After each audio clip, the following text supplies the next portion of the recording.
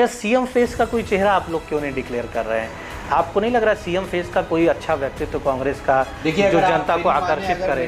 मैं जनता से भी, मैं भी क्षेत्र में रहता हूँ, गांव-गांव में जाता हूँ, तो लोगों का जो ओपिनियन होता है, लोगों का जो मानना होता है, वो चाहती है कि आदरणीय प्रियंका गांधी जी उत्तर प्रदेश की मुख्यमंत्री बने। जनता यहाँ की कमान देना चाहते हैं, जनता यहाँ चाह रहे हैं। बट अगर मेरी आप माने तो मैं भी चाहता हूँ कि आदरणीय प्रियंका गांधी जी उत्तर प्रदेश की मुख्यमंत्री बने, और मुख्यमंत्री नहीं, आपको नहीं लगता अगर आप उनको एक सीएम फेस के रूप में लॉन्च करते हैं तो बहुत फायदा होगा, युवाओं में जोश आएगा, सब कनेक्ट होंगे? ये निर्णय शीर्ष नेतृत्व का है। आईआईएम लखनऊ से निकले होनहार कांग्रेस के लोकप्रिय युवा नेता बने लल्लन कुमार। प्रियंका और राहुल के नेतृत्व में युवाओं को दिखा रहे हैं कांग्रेस के साथ देश की तरक्की का रास्ता। किसान परिवार से निकले लखनऊ के बख्शी का तालाब क्षेत्र से है पुश्तैनी वास्ता। बेरोजगारी, आर्थिक मंदी और बढ़ते अपराधों को लेकर जनता को कर रहे हैं होशियार। जब से प्रदेश और देश में नहीं है कांग्रेस की सरकार, निम्न और मध्यम वर्ग के लोग हुए दुखी और लाचार। नमस्कार, आप देख रहे हैं द इंडियन ओपिनियन।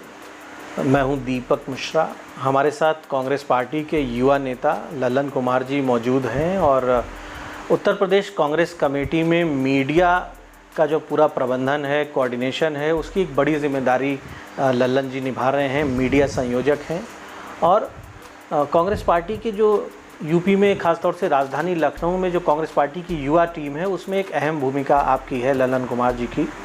लल्लन जी, बहुत बहुत स्वागत है आपका द इंडियन ओपिनियन में। धन्यवाद दीपक जी। लल्लन जी आईआईएम लखनऊ के प्रोडक्ट हैं, एक पढ़े लिखे उच्च शिक्षित युवा हैं और ये हम कह सकते हैं कि युवा होते हुए भी कम उम्र में अच्छा अनुभव है और जो इनका प्रबंधकीय कौशल है उसको कांग्रेस पार्टी ने पहचाना है। इसलिए मीडिया कन्वेनर की एक बड़ी जिम्मेदारी आपको सौंपी है। कांग्रेस के सभी प्रवक्ता आपके कोऑर्डिनेशन में काम करते हैं उत्तर प्रदेश में। लल्लन जी, आप युवा हैं और युवाओं की बड़ी प्रासंगिकता है इस बार भारत की राजनीति में। कहा जा रहा है कि युवाओं का धीरे धीरे जो रेशियो है, युवा मतदाता भी बड़ी संख्या में है। तो युवाओं को कांग्रेस से कनेक्ट करने में, या आपको क्या दिख रहा है, युवा किस तरह से कनेक्ट हो रहे हैं कांग्रेस से? देखिए, कांग्रेस पार्टी का जो आइडियोलॉजी है वो युवा के साथ पूरा मैचिंग है, मतलब एक मेल भी खाता है। अगर हम बात करें तो युवाओं के लिए, चाहे वो इंदिरा गांधी जी हो, चाहे वो राजीव गांधी जी हो, आपने देखा होगा कंप्यूटर क्रांति, डिजिटल इंडिया की अगर हम लोग बात करते हैं तो राजीव गांधी जी ने डिजिटल इंडिया की शुरुआत की। चाहे वो स्मार्टफोन की बात हो, चाहे कंप्यूटर की बात हो, तो ये सब युवाओं के लिए ही है। और आज भी देखिए, आदरणीय प्रियंका गांधी जी युवाओं की ही बात कर रही हैं, चाहे वो लड़की हो या लड़के हों। वो चाहते हैं कि हमारा समाज आगे बढ़े। युवा जब आगे आएंगे, जब नई सोच होगी, नया परिवर्तन होगा, बदलाव होगा हमारे समाज में या राजनीति में, जब परिवर्तन होगा तभी हमारा समाज या हमारा देश आगे बढ़ सकता है। इसलिए युवाओं का आना बहुत ही महत्वपूर्ण है। लल्लन जी के बारे में हमने आपको बताया और लल्लन जी ने बताया कि युवाओं पर कांग्रेस पार्टी की नज़र है। शुरू से ही कांग्रेस के जो बड़े नेता पहले भी रहे हैं, इंदिरा जी, राजीव जी, उन्होंने युवाओं को प्राथमिकता पे रखा है। और खैर, राजीव जी के बारे में सभी जानते हैं कि देश में जो 18 वर्ष से अधिक आयु के युवाओं को जो मताधिकार मिला, बड़ी संख्या में युवा मतदाता जिनको अधिकार नहीं था पहले वोट देने का, वो राजीव गांधी ने संविधान में संशोधन अपनी सरकार में रहते करवाया था। वो एक बड़ी उपलब्धि कांग्रेस पार्टी के साथ जुड़ी है। जब भी युवा मताधिकार की बात आती है तो राजीव गांधी जी का नाम लिया जाता है। लल्लन जी, हम जानना चाहेंगे कि आप हमारे दर्शकों को बताएं कि आपका अपना जो प्रारंभिक जीवन है, आप बीकेटी क्षेत्र जो है, बख्शी का तालाब लखनऊ के, वहाँ से बिलोंग करते हैं। किस गांव से आप बिलोंग करते हैं? शिक्षा दीक्षा आपकी कैसी हुई? फैमिली बैकग्राउंड, आपका पारिवारिक पृष्ठभूमि के बारे में भी बताएं। देखिए, हम सब एक इंसान हैं। यहाँ पे कोई भी कुछ लेकर के ना आया है, ना लेकर के जाएगा। हम सब का जो एक फ़र्ज है, दायित्व है, एक जो कर्म होता है, उसको कर्तव्य समझ के निभाना चाहिए। इंसानियत है, सबसे पहले हम इंसान हैं। मैं यहीं बख्शी के तालाब विधानसभा, मखदूमपुर हमारा गांव पड़ता है, लखनऊ में ही, गोमती नगर विस्तार जिसको बोलते हैं हम लोग। और मेरे फादर चूँकि किसान हैं, मेरा बैकग्राउंड किसान परिवार से रहा है, मैं भी किसान हूँ। जीवन हमेशा संघर्षमय रहता है कि जब आप किसी दूसरे असहाय वर्ग के लोगों की जब आप मदद करते हैं तो एक अलग ऊर्जा भी मिलती है। तो इसलिए जीवन में हमेशा संघर्ष रहा है।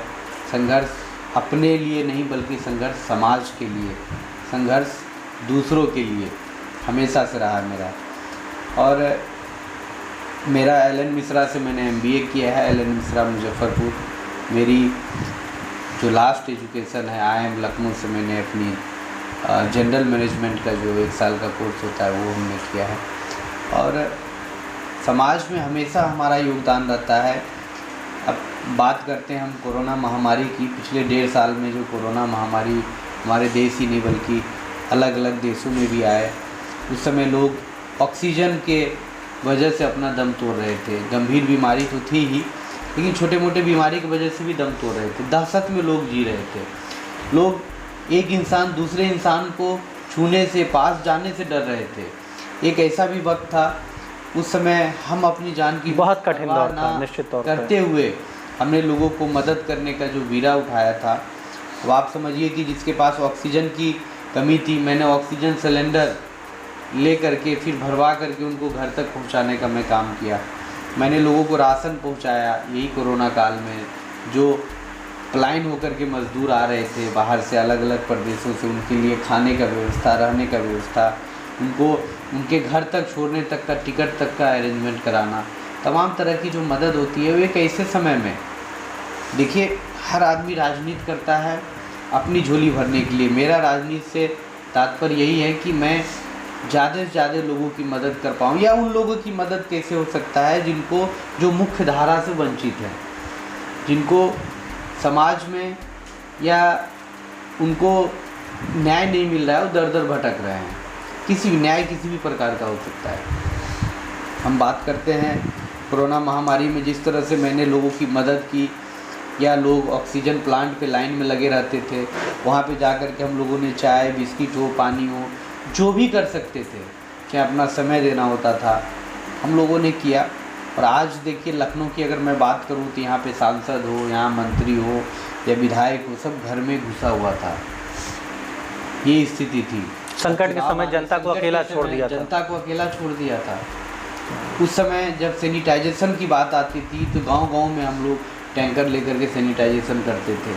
तब विधायक नहीं था, सांसद नहीं था, कोई देखने नहीं आता था। ये एक महत्वपूर्ण बात है कि जो भी लोग राजनीति में आ रहे हैं, नेता, सांसद, विधायक बनने के सपने देख रहे हैं, हसरतें हैं उनको, पहले उन्हें समाज सेवी बनना चाहिए। पहले जनता के लिए कुछ करिए, आप लोगों के दुखों में शामिल होइए, मदद करिए, तब आप अपेक्षा करें कि लोग आपको वोट दें। लेकिन आजकल कुछ राजनीतिक वातावरण इस तरह का है कि कई बार तमाम मुद्दों पर चुनाव हो जाते हैं और जो जनसेवक हैं, जो सेवा करने वाले लोग हैं, वो कभी कभी पीछे भी रह जाते हैं। ललन जी, राजनीति के मार्ग पे आप आगे बढ़ रहे हैं और कांग्रेस पार्टी ने एक अहम जिम्मेदारी आपको मीडिया कन्वीनर की दी है। क्या दृश्य देख पा रहे हैं आप 2022 में? कैसा दृश्य सामने आने वाला है? देखिए, 2022 में कांग्रेस पार्टी के बगैर सरकार नहीं बनेगी, ये मैं आपको विश्वास दिलाता हूँ।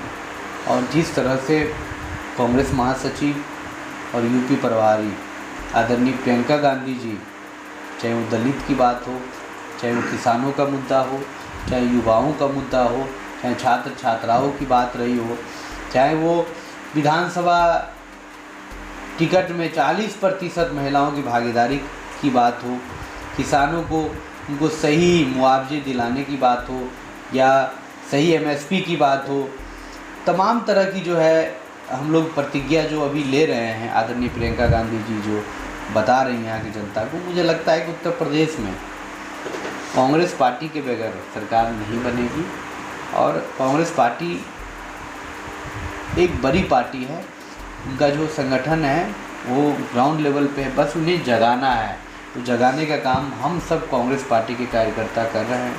आने वाले समय में जिस तरह से आपने देखा होगा कि बनारस में आदरणीय प्रियंका गांधी जी का जो प्रतिज्ञा रैली थी, वहाँ पे किसान रैली थी, वहाँ पे यहाँ पे प्रतिज्ञा रैली हुई है। गोरखपुर में आपने देखा होगा, काफ़ी लोग उनको सुनने आ रहे हैं, लोग आए हैं।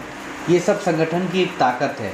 जो लोग बोलते हैं कि कांग्रेस पार्टी ख़त्म हो गई, कांग्रेस पार्टी नहीं है, उनको ये समझना चाहिए कि कांग्रेस एक आइडियोलॉजी है। कांग्रेस, लेकिन ये जो जनसभाओं में भीड़ आ रही है, क्या ये भीड़ मतदाताओं की भीड़ है या सुनने वालों की या जिज्ञासु लोग हैं? मतदाताएं हैं और ये सब कांग्रेस पार्टी के कार्यकर्ता हैं। जो हम लोगों ने बूथ स्तर पे जो टीम हमने बना रखा है, मैं आपको बक्सी के तालाब विधानसभा की बात करूं तो 2 साल पहले हमने एक बूथ पे 50 मिनिमम और मैक्सिमम 100 आदमी मैंने बनाया है।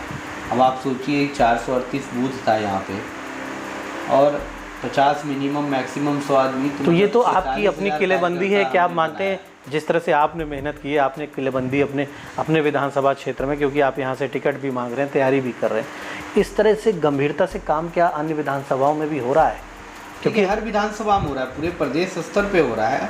मैं लखनऊ चूँकि राजधानी भी है तो लखनऊ में मेरा गिरी जनपद है तो लखनऊ में थोड़ा फोकस मेरा ज़्यादा रहता है और जिम्मेदारी चूँकि मीडिया का है, मुझे प्रदेश की जिम्मेदारी मिली है तो मैं कोशिश करता हूँ कि हर ज़िले में जो मीडिया की टीम है, जो मेरा कोऑर्डिनेशन का काम है, वो अभी मैंने कुछ दिन पहले ज़िले लेवल के मीडिया के जो डिजिटल के लोग थे उनको मैंने आदरणीय प्रियंका गांधी जी से गेट टुगेदर करवाया और मैंने जो उनकी ओपिनियन थी, उनका जो सजेशन था वो ले करके फिर हम लोगों ने सोचा कि इस पर कुछ एक अच्छे सही दिशा में काम किया जाएगा, ताकि जो हम लोग चाहते हैं, जो हमारी लीडरशिप बता रही है कि जैसे उन्होंने बोला कि जो छात्राएं जितने भी हैं वो अगर इंटर पास करते हैं तो उनको स्मार्टफोन मिलेगा, वो नीचे लेवल तक पहुँचे।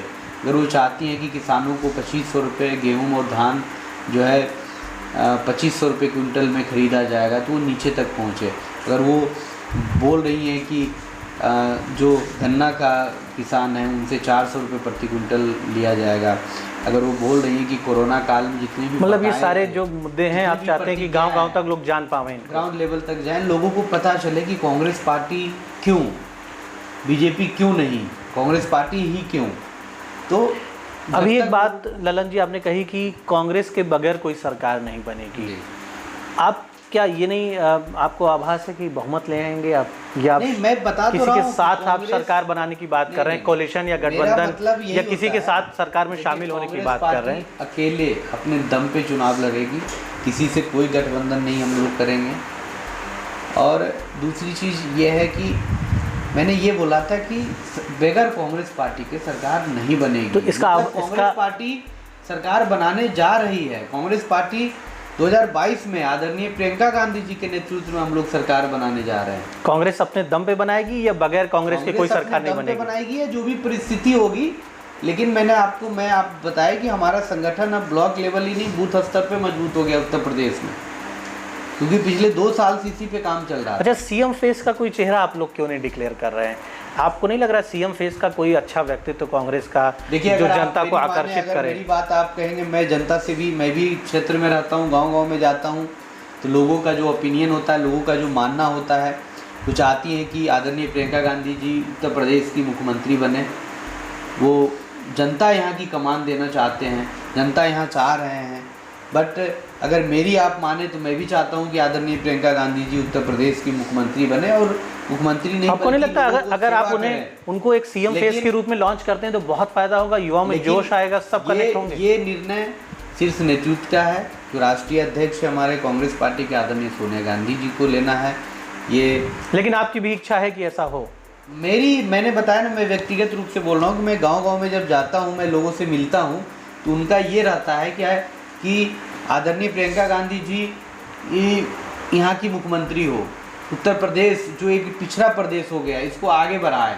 उनको एक आशा जगी है कि एक दिख गया, एक नया चेहरा दिखा है कि तो अगर आप जैसे ग्राउंड वर्कर को भी आप ग्राउंड के अच्छे, धरातल के अच्छे कार्यकर्ता भी हैं, पदाधिकारी भी हैं, प्रदेश के मीडिया कन्वेनर भी हैं, आपको यदि ये आभास हो रहा है कि प्रियंका जी को अगर हम एज अ सीएम लॉन्च करते हैं तो बड़ा लाभ होगा पार्टी को, युवाओं में जो प्रदेश के नौजवान हैं उनमें क्रेज है प्रियंका जी का और सभी उनको पसंद करते हैं, वर्कर्स का भी जोश बढ़ जाएगा, तो पार्टी के हित में ये निर्णय कब लेंगे, क्यों नहीं ले रहे हैं? अब तो अनुकूल समय आ रहा है। देखिए, मैंने आपको बताया कि यहाँ की जनता, चाहे कांग्रेस पार्टी के कार्यकर्ता हों, ज़मीनी स्तर पे उन लोगों की यही चाहत है, शीर्ष नेतृत्व को डिसीजन लेना है।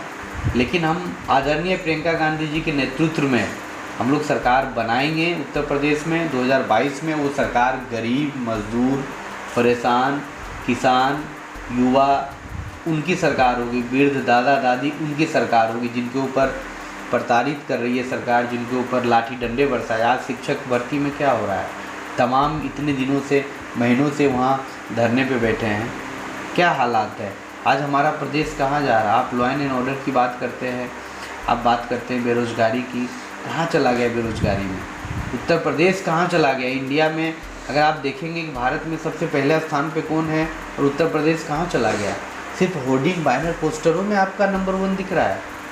रैंकिंग की अगर बात करें उत्तर प्रदेश, तो मुझे लगता है कि 15वें 16वें स्थान पे है उत्तर प्रदेश। ललन जी, कांग्रेस में एक ज़माना था, उत्तर प्रदेश में भी कांग्रेस का जो है लगातार कांग्रेस की बहुमत की सरकारें बनती थी। पूरे देश में कांग्रेस ने लगभग 7 दशकों तक बहुत प्रभाव में रही कांग्रेस पार्टी।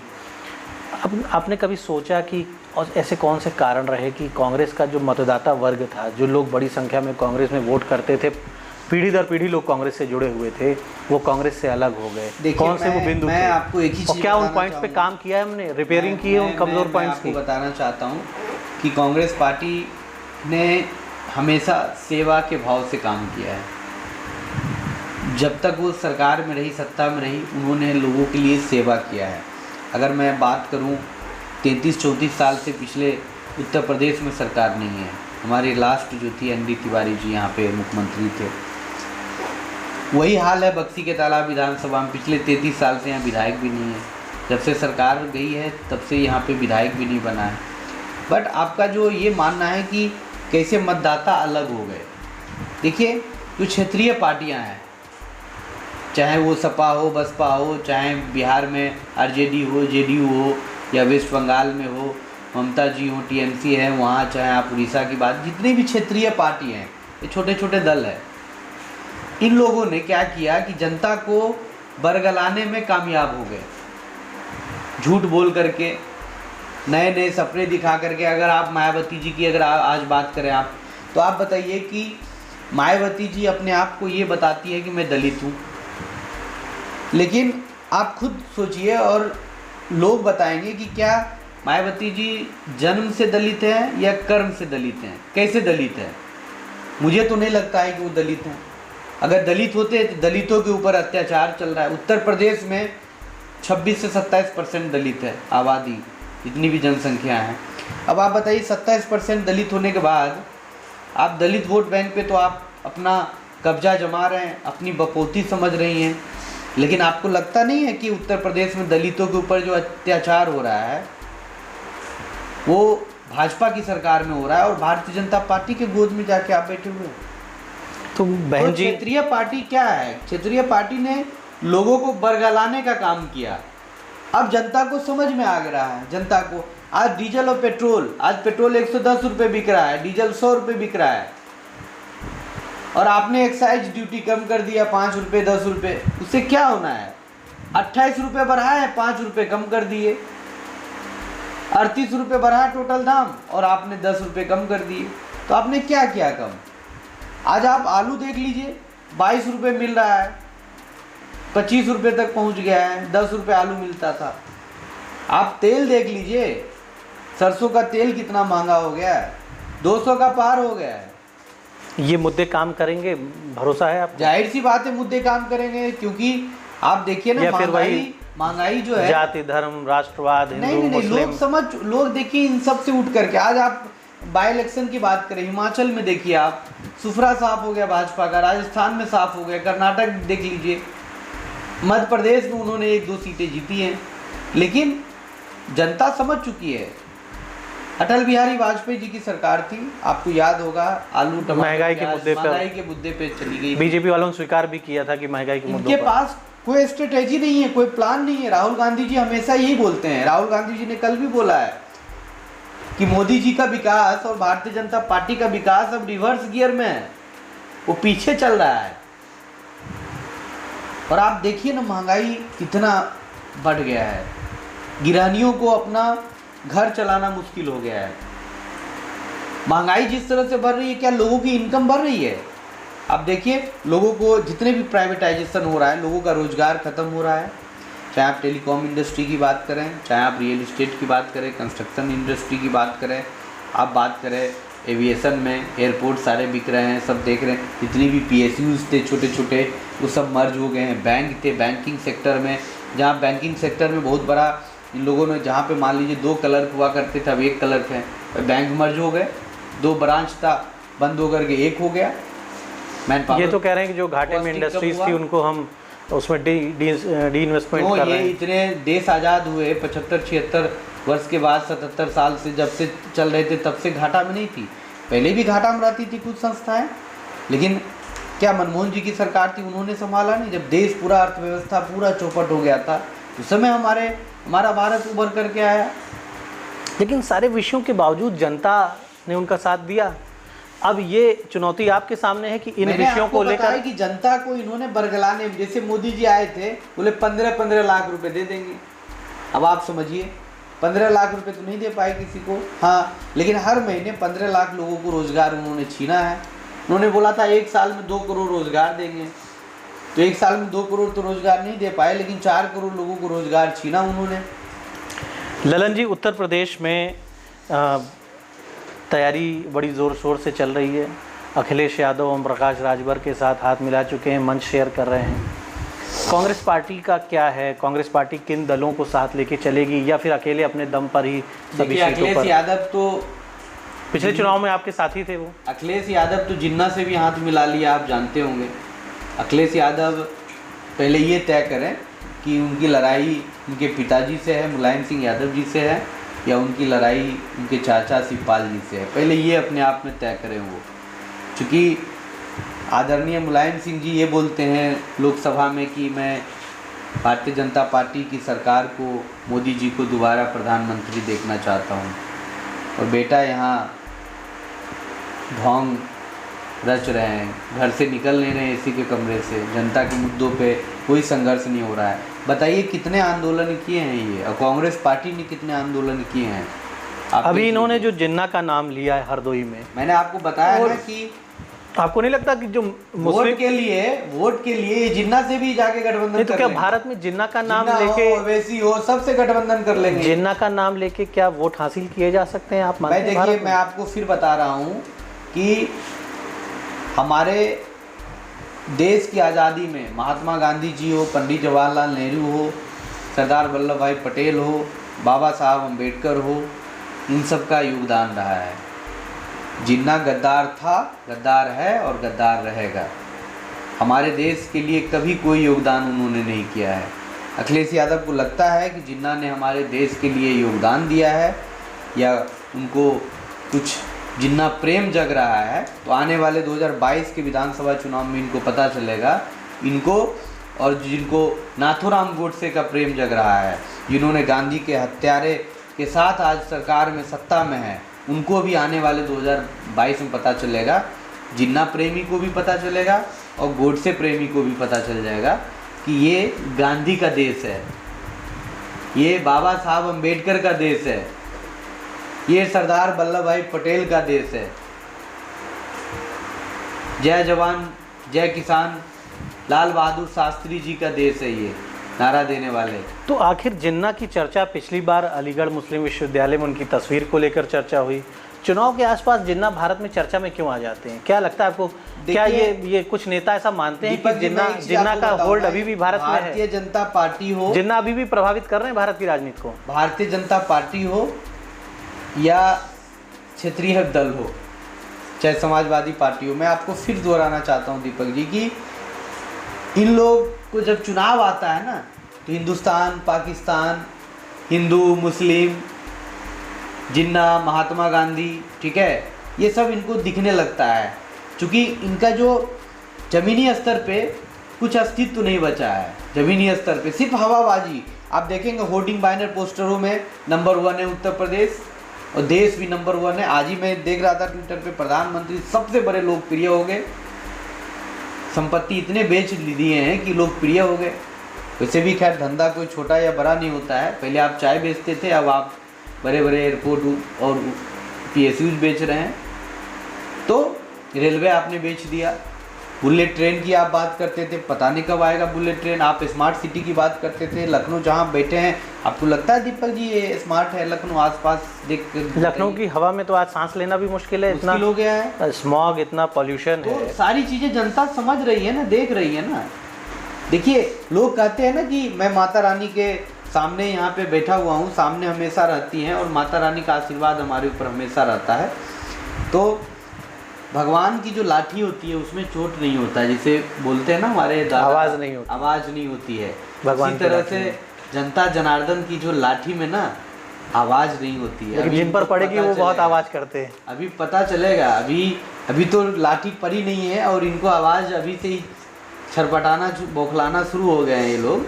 अभी इनको पता चलेगा 2022 के चुनाव में कि जो जनता जनार्दन है इनकी लाठी में आवाज़ नहीं होती, पता चलेगा जब आप सत्ता से बाहर जाएंगे। तो आपने लल्लन कुमार जी को विभिन्न विषयों पर सुना और निश्चित तौर पर टैलेंटेड नेता हैं, युवा हैं, लेकिन पूरे देश के हर मुद्दे की इनको जानकारी है, पकड़ रखते हैं। देश का राजनीतिक इतिहास, देश का वर्तमान, अर्थव्यवस्था से लेकर सभी विषयों का निश्चित तौर पर नियमित अध्ययन करते हैं। इसीलिए कांग्रेस पार्टी ने मीडिया कन्वीनर का एक बड़ा दायित्व इनको सौंपा है, जिसको सकुशल निभा रहे हैं। और फिर हमारी मुलाकात आगे भी इनसे होगी, विभिन्न विषयों पर हम बात करेंगे। और एक बड़ी बात इन्होंने कही है कि जनता की जो लाठी है वो 2022 के लिए तैयार है। अब ये देखने वाली बात होगी कि कौन सा दल होगा, कौन सी पार्टी ऐसी होगी, कौन सी पार्टी का मुखिया ऐसा होगा जिसके पीठ पर जनता आशीर्वाद का हाथ रखेगी या फिर जनता की लाठी पड़ेगी। ये तय होगा कि कौन विधानसभा में होगा, कौन विपक्ष में होगा, कौन सरकार में होगा। धन्यवाद।